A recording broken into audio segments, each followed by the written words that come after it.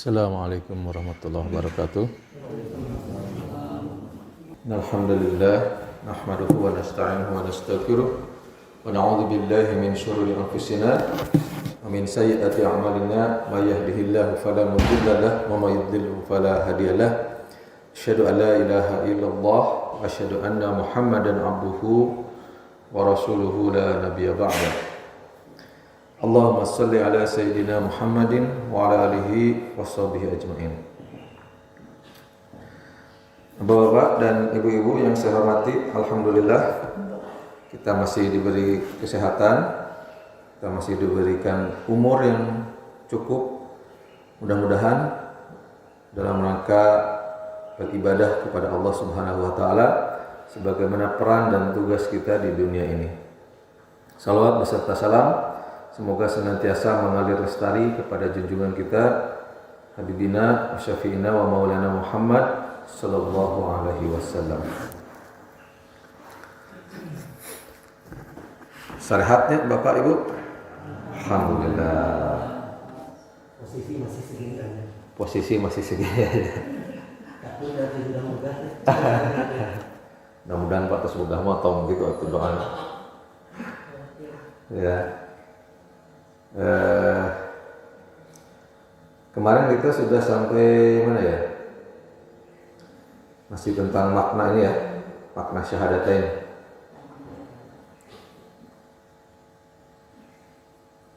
Syahadatain itu nama kemarin tuh? Yang mana Bu? Syahadatain itu?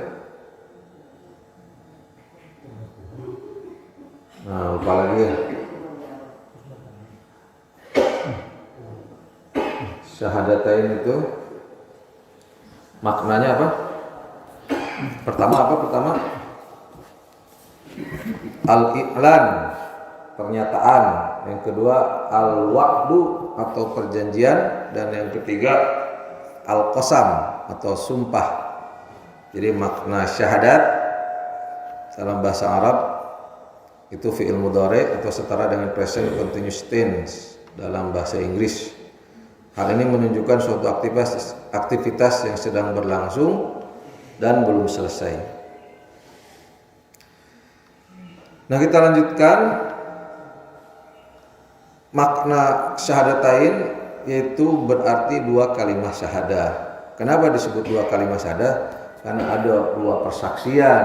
Yang pertama syahadah uluhiyah dan yang kedua syahadah risalah. Ya, syahadah apa Bu? Uluhiyah. Dan yang kedua ada syahadah risalah, ar-risalah. Kenapa disebut uluhiyah? Ya, syahadat keilahian, syahadat persaksian bahwa la ilaha illallah, tiada ilah, tiada Tuhan selain Allah. Dan yang kedua adalah syahadah ar-risalah, yaitu persaksian, sumpah, ya, perjanjian ar-risalah, kerasulan. Wa asyhadu anna Muhammadan Rasulullah. Dan kami bersaksi dan saya bersaksi bahwa Rasulullah adalah utusan Allah. Nah, syahadah uluhiyah adalah pengakuan loyalitas terhadap Allah sebagai satu-satunya supremasi yang boleh disembah dan ditaati. Quran surat 76 ayat 30. 76 itu surat apa ya? Surat apa? Pak Iwan? Al-Insan. Ayat 30 berarti itu. Hal ata 'alal insan. Enak saya kalau ada Pak Iwan. Ya. Wa ma a'udzubillahi minasyaitonir rajim. Wa ma tasya'una illa ayyasha Allah. innallaha kana aliman hakima, yang artinya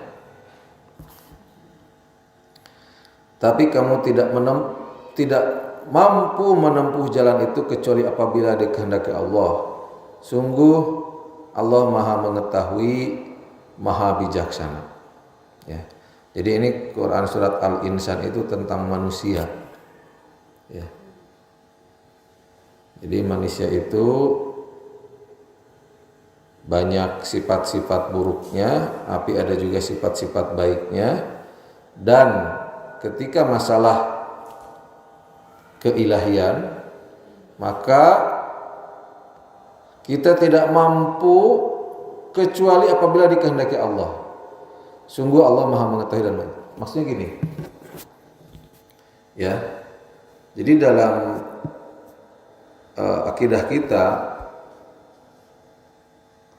bahwa hidayah itu adalah mutlak hak prerogatif Allah, tapi tentu harus kita cari gitu.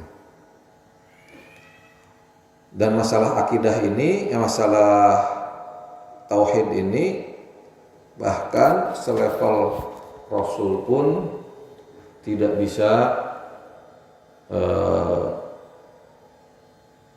memastikan bahwa seorang itu akan mendapatkan hidayah Allah. Bahkan pamanda Rasulullah sendiri, yaitu Abu Thalib ya.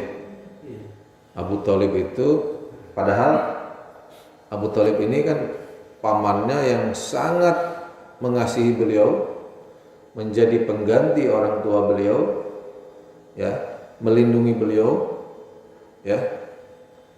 Nah ini sampai akhir hayatnya, walaupun sudah ditalkin lah istilahnya ya sama Rasulullah supaya mengucapkan la ilaha illallah, tapi sampai akhir hayatnya yang kita tahu dalam sejarah, Abu Thalib ini, yaitu ayahandanya Ali bin Abi Thalib, ini tidak bisa atau tidak mampu mengucapkan syahadat la ilaha illallah. Kata Bu, jadi luar biasa ya. Mahal syahadatnya, mahal hidayah teh. Jadi kalau misalnya kita menyia-nyiakan hidayah ini, alangkah bodohnya kita. Bayangkan ya, orang yang sangat dekat dengan Rasulullah SAW, yang tahu betul siapa Rasulullah SAW, ya, karena sejak kecil itu hidup bersama beliau, sampai akhir hayatnya tidak bisa mengucapkan la ilaha illallah. Ya. Jadi kalau kita yang alhamdulillah hingga hari ini, dan mudah-mudahan sampai dengan maut menjemput kita, ya, tetap bersama kalimah la ilaha illallah ini, ya, menyia-nyiakan tauhid ini alangkah bodohnya. Karena ya enggak ini, wa ma tasya'una illa ayyasha Allah, ya, kecuali apabila dikehendaki oleh Allah, ya. Jadi kalau kita sudah beriman, itu adalah qad aflahal mu'minun, qad, sungguh, pasti, ya, yakin. Aflaha itu sangat beruntung. Jadi kalau ada huruf A ya depannya, ya, itu isim tafdil ya, kayak, jadi kalau misalnya kabir, nah kalau akbar itu jadi maha besar, ya. Kalau falah dari aflah, nah itu jadi sangat beruntung, ya. Kan dulu mah ada iklan jamu gini, ya,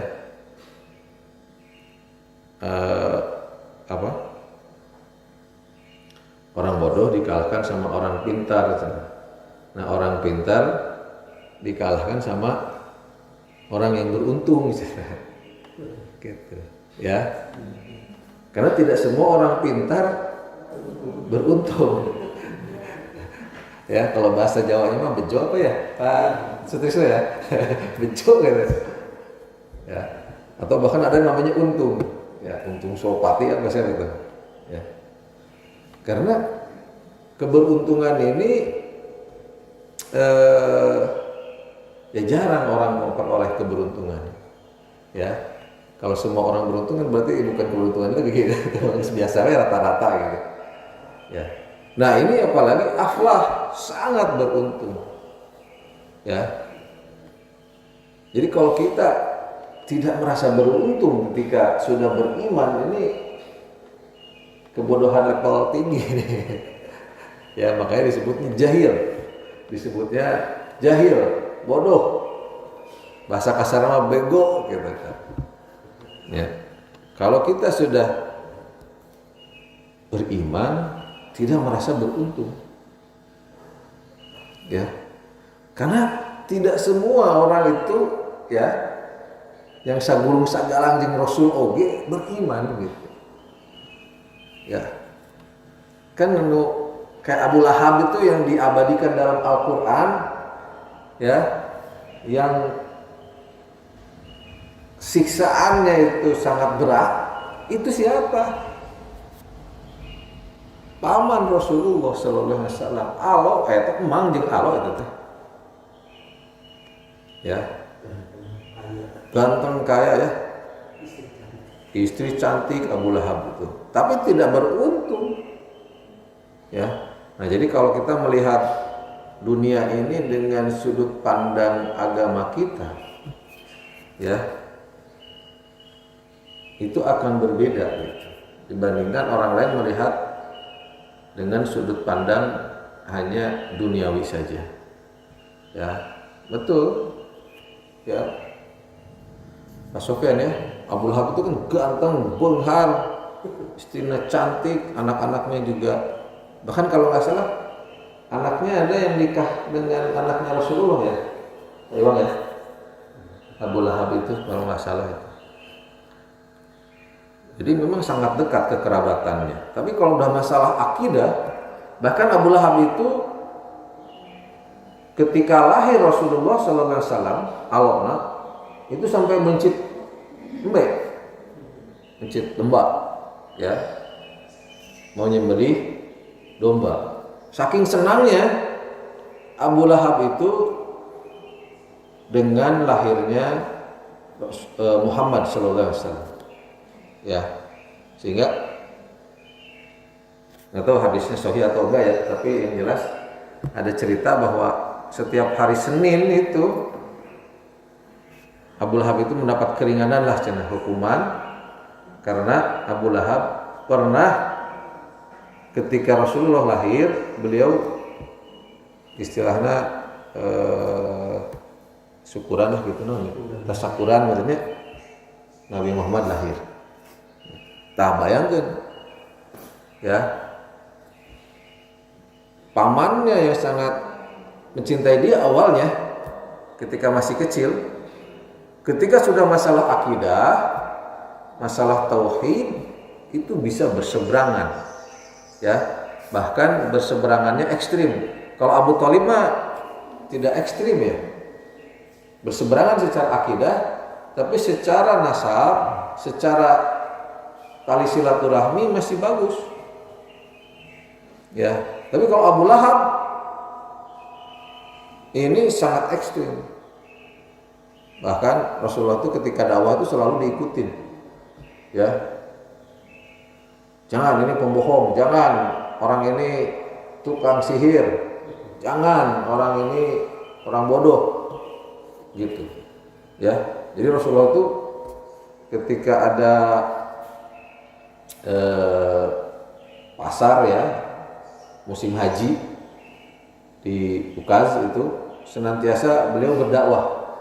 Jadi musim haji itu kan sudah terjadi sejak zaman dahulu sebelum masa keislaman ya. Jadi merupakan pusat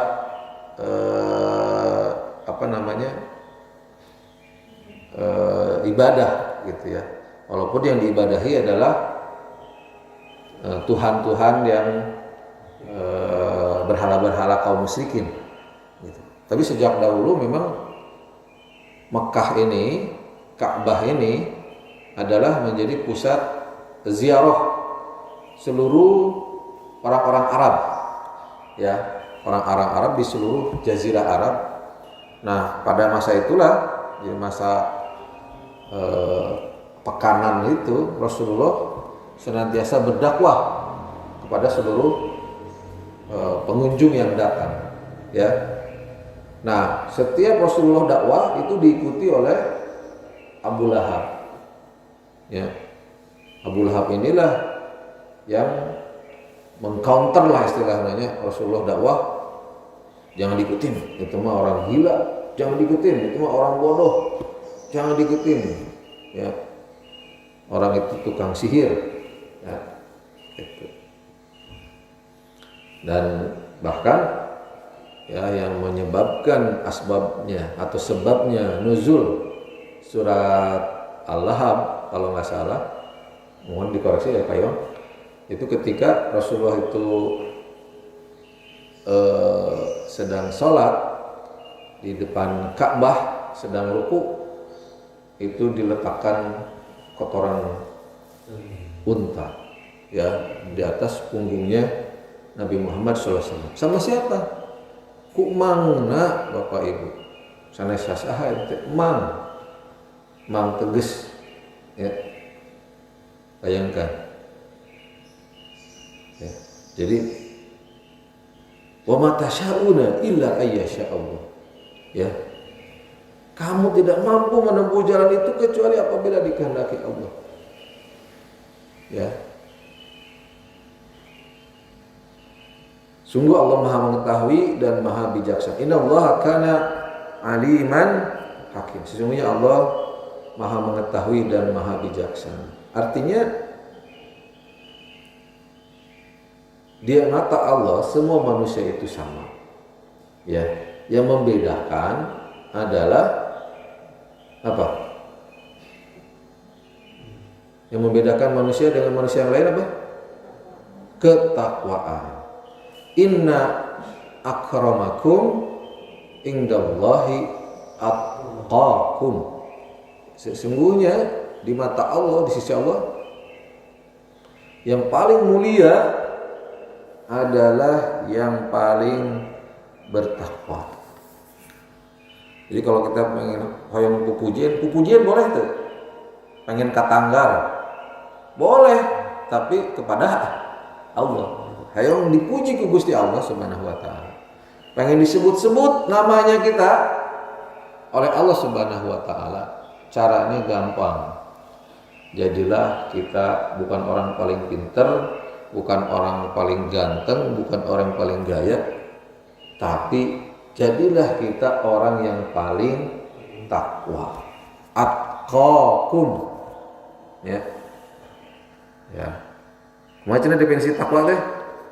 Simpelnya menjalankan segala anu dipiwarang ku Gusti Allah jeung ku dicontohkeun ku Rasulullah sallallahu alaihi wasallam ya, melaksanakan apa yang Allah perintahkan dan Rasulullah contohkan semaksimal mungkin dan menjauhi apa yang dilarang ya oleh Allah dan Rasulnya sejauh mungkin, maka insya Allah kita akan menjadi orang yang paling mulia itu di sisi Allah.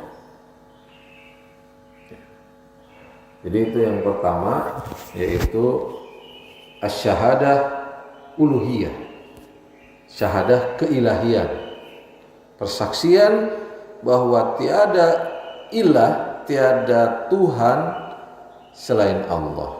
Nah yang kedua adalah syahadah risalah. Syahadah risalah ini adalah pengakuan terhadap Nabi Muhammad sallallahu alaihi wasallam sebagai hamba dan utusannya, serta menjadikan beliau sebagai uswah dalam setiap aspek kehidupan. Uswah apa? Contoh ya, teladan. Quran surat 21 ayat 107. 21 surat apa? Al-Ahzab. Al-Anbiya. Al-Anbiya apa sih? Al-Anbiya. Apa? Dibaliknya banyak. Ya, bikin sana Al-Ahzab. Ya di dia tulisannya benten per. Nya bikin dina alam bawah sadar mah 3321 bukan 2133 dibaliknya Pak. Terus Pak Iwan alhamdulillah. Ya.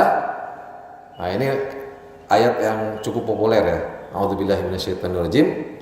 Laqad kana lakum fi Rasulillahi uswatun hasanatun liman kana yarjullaha wal yaumal akhir wa dzakarallaha katsira. Sungguh telah ada pada diri Rasulullah itu suri tauladan yang baik bagimu, yaitu bagi orang yang mengharap rahmat Allah dan kedatangan hari kiamat dan yang banyak mengingat Allah. Ya.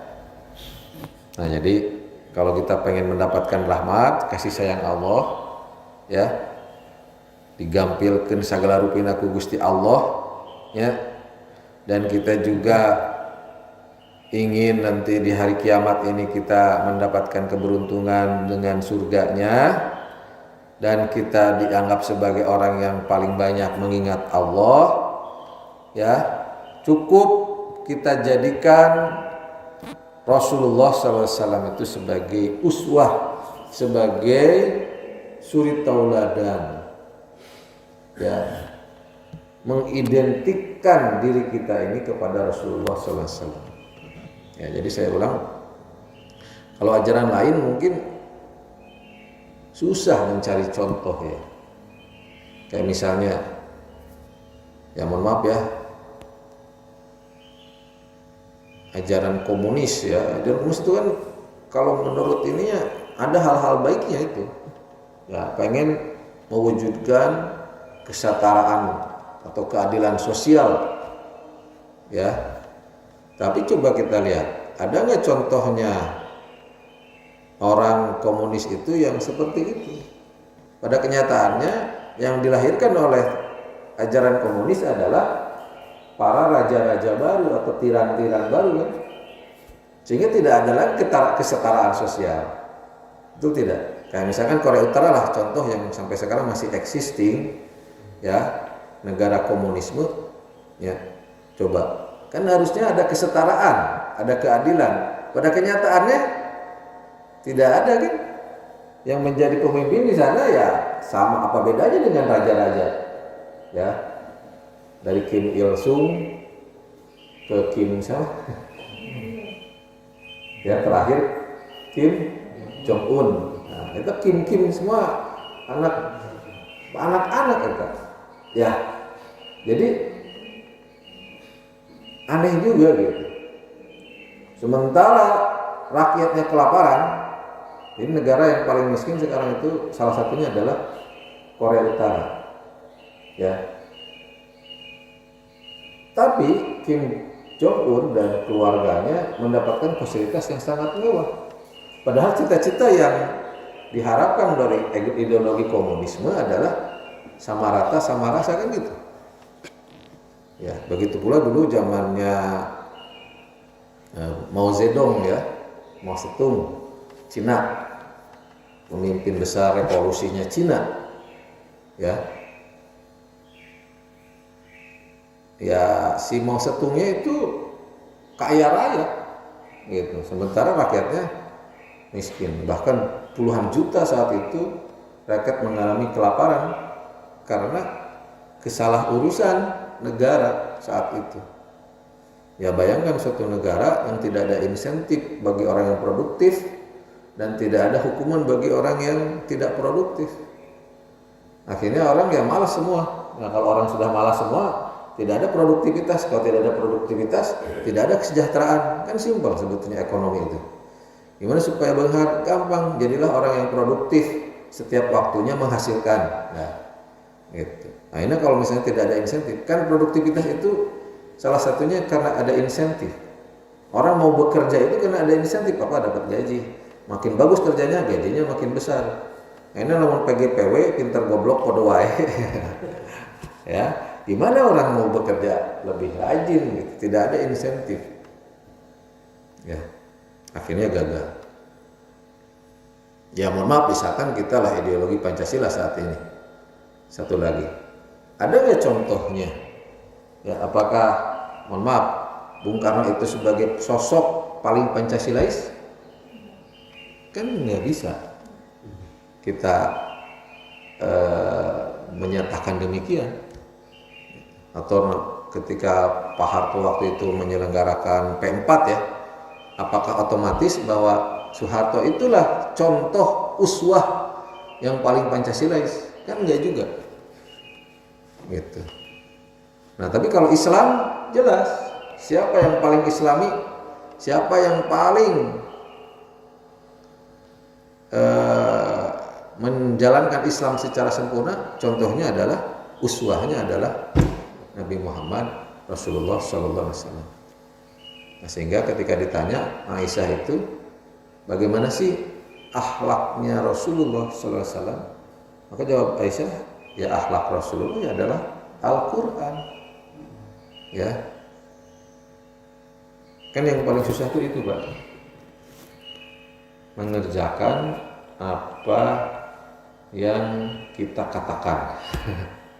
Ya, kalau hanya sekedar mengatakan gampang Pak, tapi mengerjakan apa yang kita katakan itu jauh lebih sulit. Ya, yang disebut dengan integritas dia. Ya. Nah, Rasulullah sebelum kepada umatnya, beliau sendiri yang melakukan. Ya, ketika disuruh apa? Ya ayyuhal muzammil qumil laila illa qalila. Ya orang-orang yang berselimut, bangunlah untuk sholat malam. Maka kita lihat Rasulullah sholat malamnya paling getol. Ya, saking menikmati itu Rasulullah SAW sholat malam sampai baru-baru, sampai bengkak-bengkak kakinya. Diurang aya apa nu kitu Pak? Sesah banyak. Atau mungkin Pak Iwang badan. Ya, berat Pak. Rasulullah itu kudu ya, satu berdiri aja, sekali berdiri rakaat itu Al-Baqarah dilanjut. Ya, coba Pak, Al-Baqarah teh sabar ayat? 286 ayat. Jeung para ranjang dinya teu para rondok siga ina atau ina kan. Atau wal asri gitu. Wal asri saayat. Kayak Al-Baqarah mah para ranjang, bahkan ada yang satu halaman penuh ya. Itu satu halaman penuh satu ayatnya teh. 28 berapa itu? 882 ya. Nah, ibu arapal ya, soalnya sering ngaji. 282 itu satu halaman penuh. Berapa juz itu Pak? Ayo, ayat 3 juz. 2,5 juz. Ya. Saya pernah sholat di Bio Farma itu 1 juz teh 11 rakaat guys. Tarun tuh Pak. Ya. Kan di Bio Farma itu kalau malam terakhir 10 hari terakhir ya. Itu 1 juz 1 malam tapi 11 rakaat gitu. Jadi 1 juz itu kan kalau kurang lebih 10 lembar ya. Itu waduh, parengel itu. Ini Rasulullah SAW ya, rakaat pertama itu 2 juz setengah lebih Al-Baqarah. Nah, apa yang bisa menyebabkan itu Pak? Keimanan Pak. Lamun ku otot, ku fisik moal kuat. Ya. So, nah ini jadi masalah iman, masalah tauhid ini bisa mengubah orang jadi yang biasa-biasa saja, ya, menjadi luar biasa. From ordinary people menjadi extraordinary people. Ya. Rasulullah itu bukan siapa-siapa, tapi ketika beliau diangkat menjadi Rasul, Islam menjadi way of life, cara hidupnya, maka beliau adalah orang paling berpengaruh nomor 1 sepanjang masa. Ya, cek saya teh, cek Michael Hart, saha Michael Hart teh, ilmuwan, sejarawan Amerika Serikat yang bukan Islam. Ya, jadi the most influence people, ya, sepanjang masa, orang paling berpengaruh nomor 1 itu bukan siapa-siapa, tapi Nabi Muhammad SAW. Karena beliau adalah sosok paling paripurna dari sisi kepribadian, dari sisi keluarga, dari sisi kepemimpinan, dari segala macam aspek, ya, dari sebagai panglima perang, semuanya sempurna. Gitu. Ya. Kenapa tidak Nabi Isa, Yesus? Padahal Yesus kan dari sisi jumlah penganutnya itu nomor 1, ya. Jadi penganut Kristen itu nomor 1 di dunia saat ini. Saat ini, ya. Kemungkinan akan terlampaui sama Islam katanya tahun 2050. Menurut Pew Research, ya, itu salah satu situs yang melakukan statistik tentang keagamaan. Ya. Kenapa enggak Yesus nomor 1? Ya, karena yang menyebarkan ajaran Kristen itu bukan Yesus, ya, yang paling masif gitu, ya, bukan yang paling ini, tapi yang paling masif itu adalah Petrus, ya, Petrus. Makanya kalau di Vatikan Roma itu diabadikan menjadi Basilika Santo Petrus, ya, di Roma. Itu satu kerajaan kecil, Pak, negara kota, Vatikan City, ya. Itu paling kaya kelihatannya di dunia, Pak, tapi tidak terjangkau berapa kekayaannya. Karena kan kalau orang Kristen itu kalau meninggal, Katolik, ya, itu hartanya kalau nggak ada warisannya dikasihkan ke gereja, dan zakatnya lebih besar dari kita, Pak. Kalau kita mah zakatnya seberapa? 2,5%, tapi bari jentara lumayan. Nah, dulu tak cadugikan nisab. Nah, kalau Kristen itu berapa? Persepuluhan. Jadi lamun gajinya 10 juta, 1 juta setiap bulan. Ya. Nah, kalau di urang mah 10 juta 250.000. Bari jeung loba pohona. Setahun untuk Pak setiap bulan. Ya. Oh, jadi sangat besar kekayaannya, tapi bukan Yesus, ya, itu tapi Santo Petrus yang menyebarkan. Dan Nabi Isa itu, ini menurut versi beliau, ya, kalau menurut kita sih tidak ada bedanya, ya, semua nabi-nabi sama.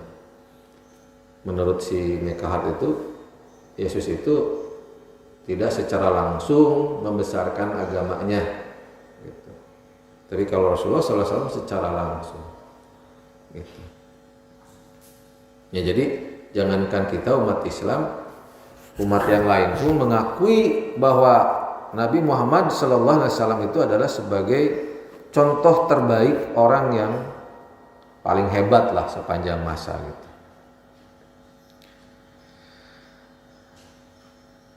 Baik, itu saja mungkin pertemuan kita, karena sekarang mah cepet, ya, sudah mau syuruk lagi. Berapa? 55. Ya.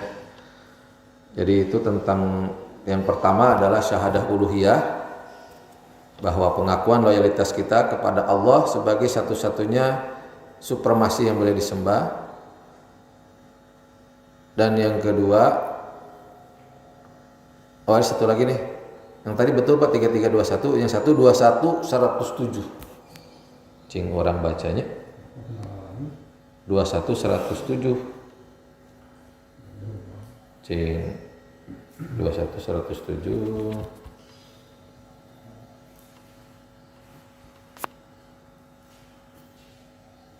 Hiji ayat yang banyak orang bacakan. A'udzubillahi minasyaitonirrajim. Wa ma arsalnaka illa rahmatan lil alamin. Dan kami tidak mengutus engkau Nabi Muhammad melainkan untuk menjadi rahmat bagi seluruh alam. Jadi kehadiran Rasulullah SAW itu menjadi rahmat, ya, menjadi anugerah, ya. Jadi kelahiran Rasulullah itulah yang mengubah dunia lah. Sederhananya seperti itu. Kalau nggak ada Rasulullah, mungkin dunia saat ini akan berbeda. Ya jangan salah ya, kalau kita lihat sejarah kebangkitan Eropa yang sekarang ini kita sedang mengalami zamannya. Zaman ini kan sekarang supremasi Eropa ya. Nah ini tidak akan lahir kalau tidak ada Islam. Jadi orang Eropa itu tidak akan bangkit kalau tidak ada Islam. Ya, nantilah kita bahas tentang sejarahnya. Kenapa bisa dikatakan seperti itu? Ya, jadi anugerah bagi seluruh alam adalah lahirnya Nabi Muhammad Sallallahu Alaihi Wasallam. Nah, jadi kalau kita tidak menjadikan Nabi Muhammad SAW ini sebagai uswah, sebagai teladan, sebagai patokan kita, benchmark kita, kehidupan kita, maka kita dianggapnya tauhidnya belum sempurna. Ya, jadi yang pertama adalah tauhid uluhiyah. Kita mengakui, kita mengimani, kita melakukan perjanjian dengan Allah Subhanahu Wa Taala bahwa tiada ilah, tiada Tuhan selain Allah.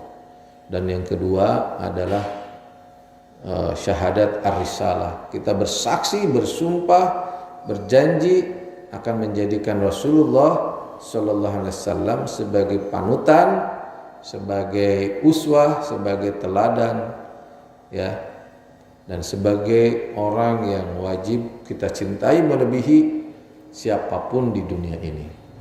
Ya, baik itu saja. Semoga bermanfaat. Mohon maaf kalau ada yang salah, yang benar itu pasti dari Allah Subhanahu Wa Taala, dan yang salah itu tentu dari saya pribadi. Untuk itu saya mohon maaf dan mohon ampun kepada Allah. Ya, kita tutup kajian kita dengan membacakan doa kafaratul majelis. Subhanaka Allahumma wa bihamdika asyhadu an la ilaha illa anta astaghfiruka wa atubu ilaik. Billahi taufiq wal hidayah. Wassalamualaikum warahmatullahi wabarakatuh.